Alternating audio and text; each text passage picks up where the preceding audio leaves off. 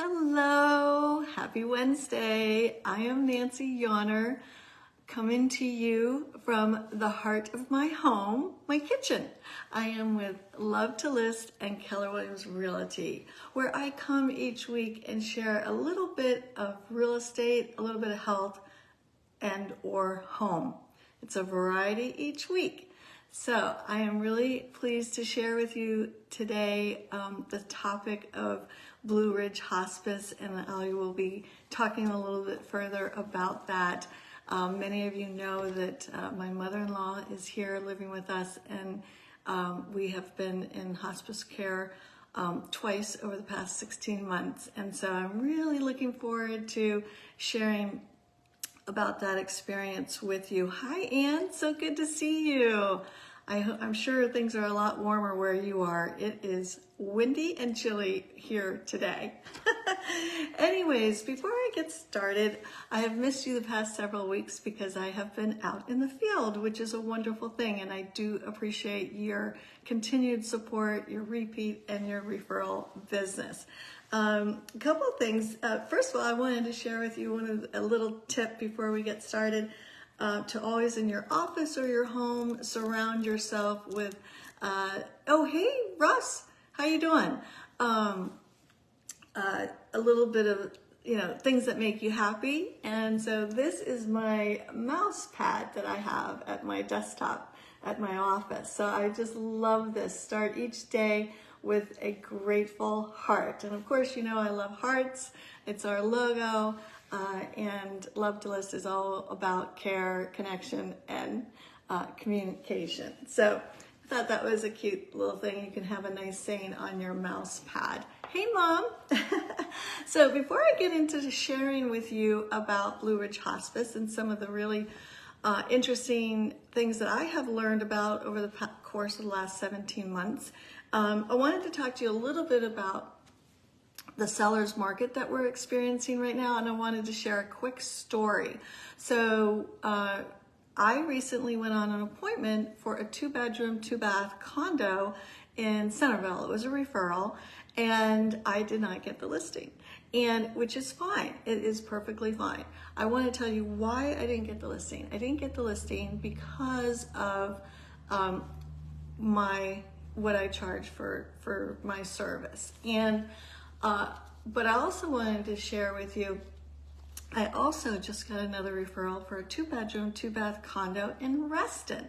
So at about the same time. So we did what we do best, and we priced our condo with the right pricing strategy. We presented it in a beautiful way because our goal is always to stop the scroll when someone's searching on their phone. We want them to stop and look and really be excited about seeing one of our properties. So it's one of our standards that we professionally stage our listings.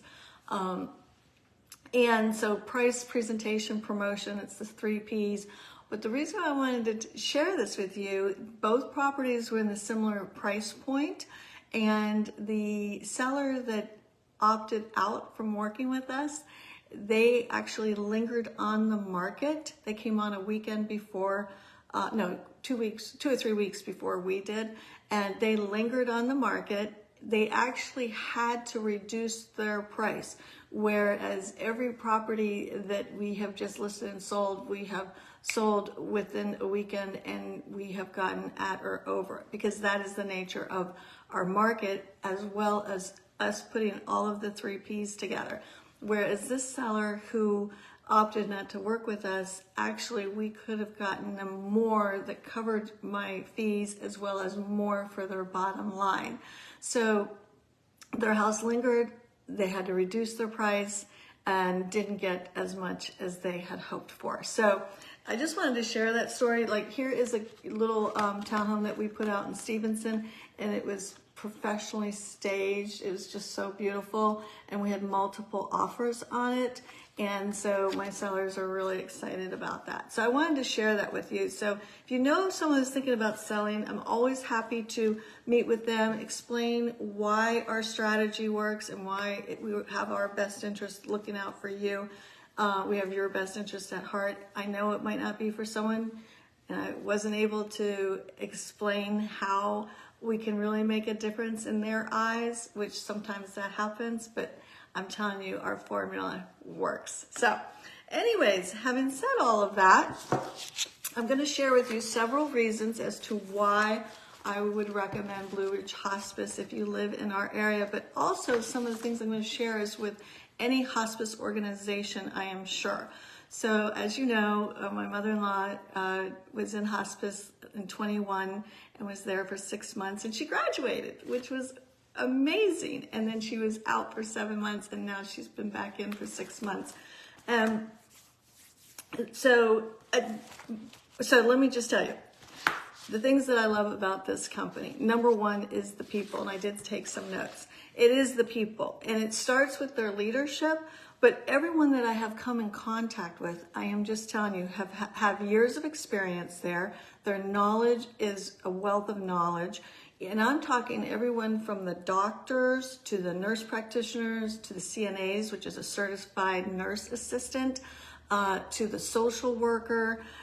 They have just been so stellar. So the people and their care and their compassion, their experience and knowledge is just so mass. And it's a whole team that is working with you. And so I really love that team approach. They're very organized. And as I said, the people at Blue Ridge Hospice are amazing, and we are on team one. So I would say, maybe not all hospices are the same. Maybe we are very fortunate, but I do think that for the most part, when people are in these positions, their whole ideology around caring for the patient and the family is nationwide, right? Because they believe in comfort, and they believe in helping people stay in their home and be comfortable. And it's not just the patient, it is the entire family. So I know that that's a philosophy that is shared all around. So the people are amazing. So the other thing I wanted to talk with you about, which I should have mentioned first, but I think that people don't really understand. Yes, hospice is for people that have a terminal illness. In the case of my mother-in-law, she has congestive heart failure.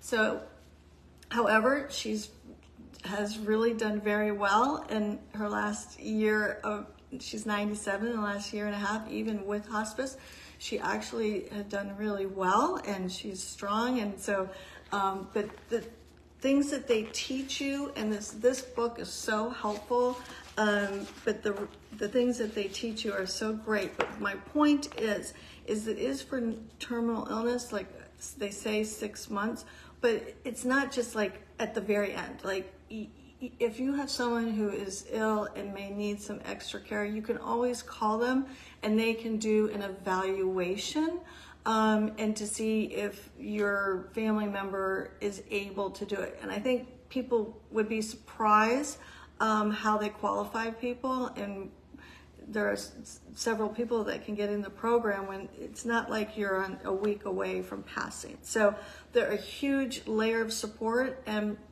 so if there's any doubt, I would give them a call and have them evaluated. After my mother-in-law graduated, she did really great. And then this last September, we noticed some things, so we called hospice, and they came out and did a reevaluation, and they accepted her into the program. So the added layer of support, as I mentioned, with the team of professionals is amazing. So I don't think you should be scared of it. I think it's very, very, very helpful. I know that I've just learned so much. A couple of other things is, you might not realize, is it's a 24/7 service.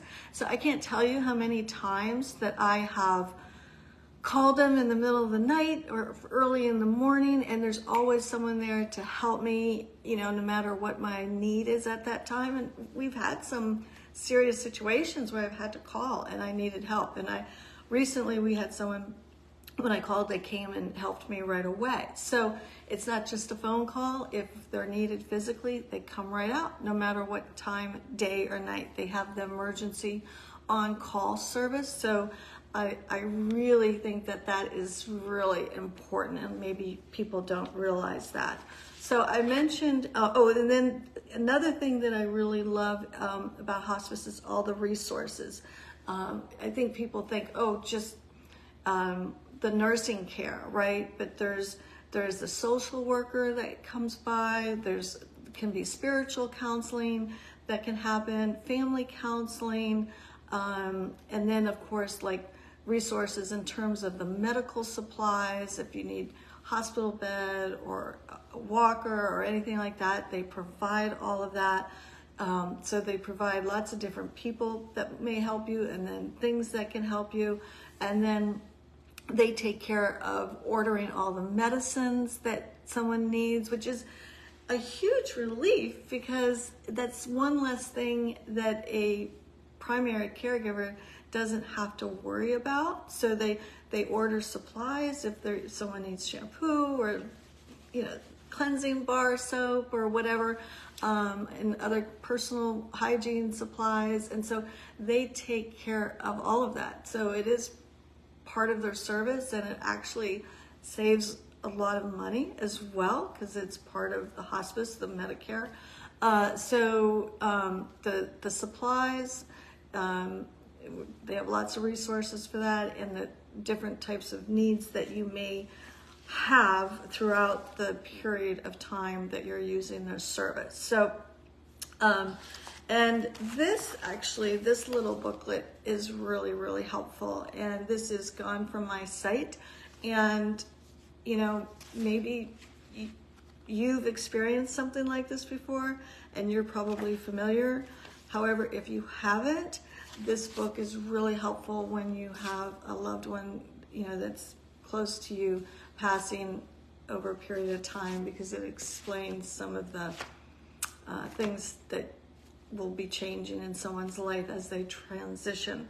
And so the education is just amazing. So first, I say, if you have any thoughts, give hospice a call. They'll come and evaluate.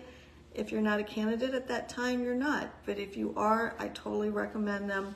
The people, the education, the resources, the supplies, the care, the compassion, experience, and knowledge, all of those things have just been an amazing, amazing layer of support for our family, and especially my dear mother-in-law. So, having said that, I'm just going to write something. I wrote something this morning. It kind of ties this all together. You're going to think I'm describing selling my home when I'm reading you the beginning of this little writing that I wrote, but it kind of ties into where I'm at today, and so I thought I'd just share this with you. So it's called Out My Living Room Window, and I had taken this picture, and it's hard to see, but this is taken from the couch side of my living room, but over here there's 4 chairs, and I was sitting in this chair looking out my window when I wrote this morning, and I said, I love my view. I live in the country, and right on a country road, I see the beautiful blue mountains that provide me daily delight. I sit in my living room so cozy with a wood-burning fireplace and a meaningful paneled wall designed and placed in memory of my father. Such comfort I feel. This home was built in 1971 and has charm and character as though it could have been built 100 years before. My home is strong and spacious in size, yet the rooms envelope you like a warm blanket. The colors are neutral and the feeling is warm and welcoming.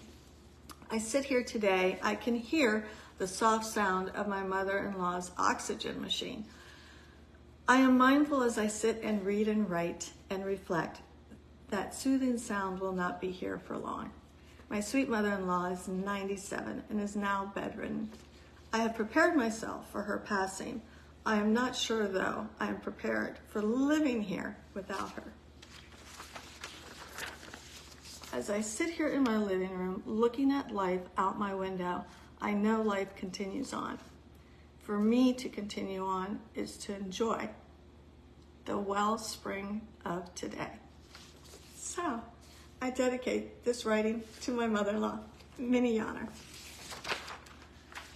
So hospice and caring for my mother-in-law has been a beautiful experience. As you guys know, because I recently shared with you that my word of the week was enriched. So now you kind of understand. Whew. Anyhow, love sharing with you guys. I so appreciate it. And next week is March 22nd. And I have a couple of things I have ruminating. I've been trying to get this interview with someone here, but just hasn't been working. So anyways, I'm sure whatever I share will be about a little bit of real estate, a little bit of health or home, and always a surprise or two for you. In the meantime, I hope you have a wonderful week, and thumbs up, lots of love, and keep smiling, okay? All right, take care, everyone.